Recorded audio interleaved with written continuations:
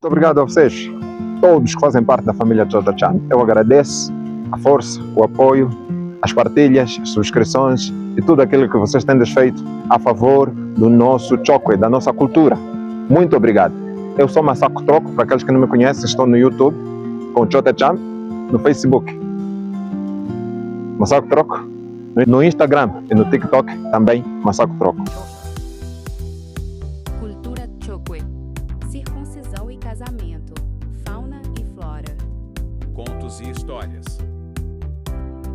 Música e dança. Gastronomia. Religião. Bem-vindo ao canal de Soccer. Hoje trago um provérbio, segundo o qual Unji wa masonde anji keshi mazo. Unji wa masonde anji keshi mazo. Traduzindo, multidão ou conjunto de formigas, nesse caso um formigueiro, pode parecer ameaçador, mas muitas delas não fernam, não podem ameaçar. A interpretação é que, às vezes, nós estamos numa posição e queremos enfrentar um problema, olhamos para a magnitude do problema, nós nos sentimos ameaçados e voltamos, nós desistimos, nós recuamos. Lembre-se que o provérbio é para estimular-nos a lutar.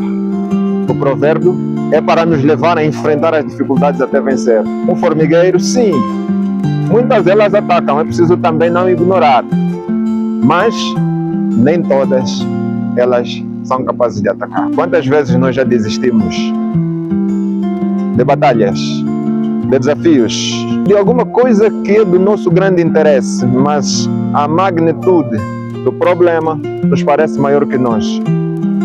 Nós temos o provérbio para nos encorajar a ir em frente. Mas em contrapartida, também é para avisar aqueles que fazem parte do grupo que não se iludam por serem muitos. As formigas podem ser muitas, mas devem saber que nem todas vão ser úteis para um determinado desafio, para um combate, para uma defesa, para um ataque. Isso acontece nas famílias, nas organizações. Nós somos 15, mas às vezes no momento da verdade, 1, 2, 3, é que são capazes de dar a cara, de enfrentar e contribuir na solução de um determinado problema. Joa Masonde, Anji Keshimazo. Espero terem gostado mais desse provérbio e, por favor, sigam-nos, acompanhem-nos e muito obrigado, como sempre. Até já.